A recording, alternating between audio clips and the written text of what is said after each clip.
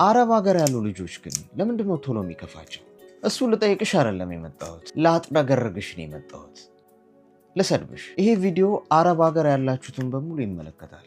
ሌሎቻችሁ አሳልፉት፣ እናንተን አይመለከትም። አንቺን ነው የሚመለከተው። ይሄ በትክክል አንቺ አረብ ሀገር ሆነሽ ሁሉንም ሰው ለማስደሰት የምትጋጋጩ አንቺ። ለቤተሰብ መኖር አቁሚ፣ ለሰዎች መኖር አቁሚ። ሰዎችን ለማስደሰት የኔ የምትያቸውን ሰዎች ፍላጎታቸውን ለማሟላትና መብታቸውን ለመጠበቅ መጋጋጥሽን አቁሚ። ለራስሽ መቆም ጀምሪ። በትክክል ገንዘብን ማሳደድና ገንዘብን ማከማቸት ብቻ የምትፈልጊውን ነገር አያስገኝልሽም። መኖር ይጠበቅብሻል። የሰራሽውን የልፋትሽን እንኳን ቁጭ ብለሽ ለመብላት መኖር ይጠበቅብሻል። ብትሞቺ ሁሉም ሰው አንቺን ለመቅበር ይመጣል። ችግር የለውም። ሰዎች ስንሞት ውድ ነን በጣም። ስለዚህ ስትሞቺ ሰዎች አንቺን ለመቅበር ከየትም ተሰባስበው ይመጣሉ። ኢቭን ሰው ሀገር እንኳን ብትሞቺ ያንቺን ሬሳ ወደ ሀገር ቤት ለማስገባት በጣም ብዙ ብር ያዋጣሉ። የአበባ ጉንጉን ያመጡልሻል። አንቺን ለመቅበር ደረታቸውን ይደቃሉ፣ ያለቅሳሉ፣ ይጮሃሉ ለጥቂት ቀናት። ከዛ የምትረሺ ይሆናል። ማንም ስለ አንቺ ትዝ አይለውም።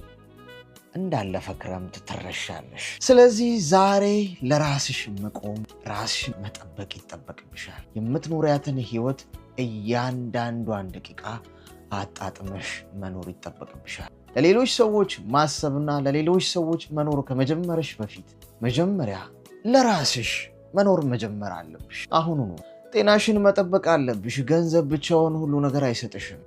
ገንዘብ ለማግኘት ስትይ ስራሽ ላይ ሙሉ ጊዜሽን እያዋልሽ ጤናሽን ረስተሽው ከሆነ ነገ ዋጋ ያስከፍልሻል። ያከማቸሽውን ገንዘብ ሁሉ ሳትበዩ ትሞቻለሽ።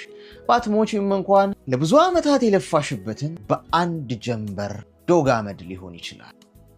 ስለዚህ ባላንስ እያደረግሽ መንቀሳቀስ ይጠበቅብሻል። እየነገርኩሽ ያለሁት ቆም ብለሽ እንድታስቢበት ነው። ለምሳሌ አንድ መኪና ሞተሩ በየ5 ዓመቱ መታደስ አለበት አይደል? ወይም በየ10 ዓመቱ።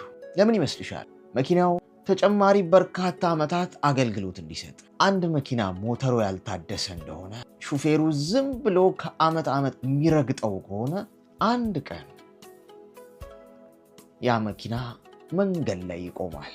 ላይነሳ፣ እስከ ወዲያኛው ላይነሳ በቆመበት ይቀራል። አንድን መኪና ሁልጊዜ ታሽከረክሬዋለሽ፣ ትነጂዋለሽ ማለት ሁሌ እነዛ ሆኖ ይቀራል ማለት አይደለም። ሞተሩን ማታሳድሽው ከሆነ እየነዳሽው አንድ ቀን መሃል ሜዳ ላይ ምንም ምልክት ሳይሰጥሽ ያ መኪና ይቆማል። ሞተሩ ከጥቅም ውጭ ይሆናል።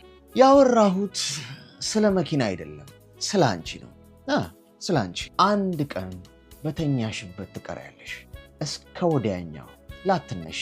ሁሉም ነገር ያከትማል። ታሪክ ሆነሽ ነው የምትቀሪው። ስለዚህ ዛሬውኑ ሞተርሽን ማሳደስ፣ ቼክ ማድረግ ይጠበቅብሻል።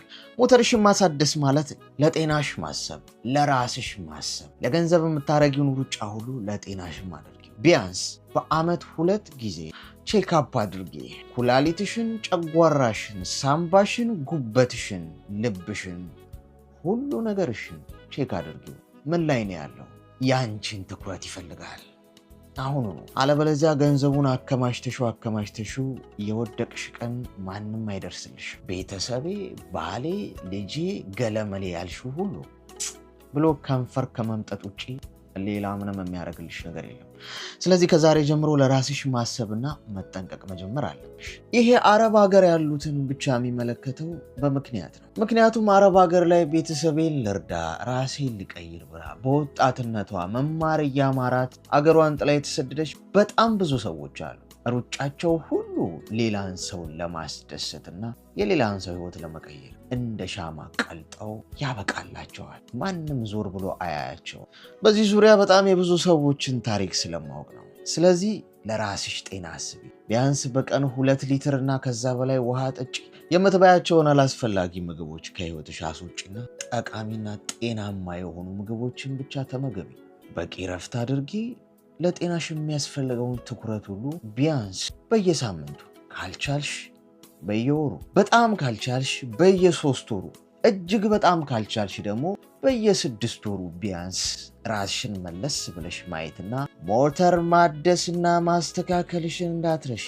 አለበለዚያ የሄድሽ አንድ ቀን መንገድ ላይ ስታክ አድርገሽ ትወድቂያለሽ። ከወደቅሽ አትነሺም።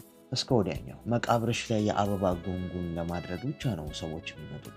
ራስሽን ለመንከባከብና ለራስሽ ለማሰብ ስትነሺ ሰዎች ሁሉ ጠላት ያደርጉሻል፣ እንደ ራስ ወዳድ ይቆጥሩሻል። ምንም ለሰው ግድ የሌለሽና ራስሽን ብቻ የምትወጂ አድርገው ሰዎች ይቆጥሩሻል። በጣም ትክክል። እሱ ነው ወሳኙ ነገር። ራስን ከመውደድ ነው ሁሉ ነገር የሚጀምረው። ራስሽን ትወጃለሽና ለራስሽ ለጤናሽና ለገጽታሽ ሁሉ የሚያስፈልግሽን ታረጊያለሽ። ራስሽን ትንከባከቢያለሽ ማለት የፈጠረሽን ፈጣሪ እያከበርሽ ነው ማለት ነው። ምክንያቱም አንቺ፣ እኔ፣ እሱ፣ እሷ፣ እነሱ ሁላችንም ፈጣሪ የሚቀደስበት የሚከበርበትና የሚወደድበት ውድ ቤተ መቅደሱ ነሽ አንቺ። ስለዚህ ራስሽን በተንከባከብሽና በወደድሽ ቁጥር ለራስሽ ለጤናሽ ባሰብሽ ቁጥር የፈጣሪን ቤተ መቅደስ እያደስሽና እየተንከባከብሽ መሆኑን በጭራሽ እንዳትረሹ። ስለዚህ ሰዎች እንደዛ አሰቡ ማለት በጣም ትክክል ናቸው ማለት ነው። ስለዚህ ከዛሬ ጀምሮ መኪና ሞተሩ ካልታደሰ አንድ ቀን መጓዙን ያቆማል። እናም ቆርቆሮ ሆኖ ይቀራል። እየነገርኩሽ ያለሁት ስለ መኪና አይደለም። በደንብ ታውቂያለሽ።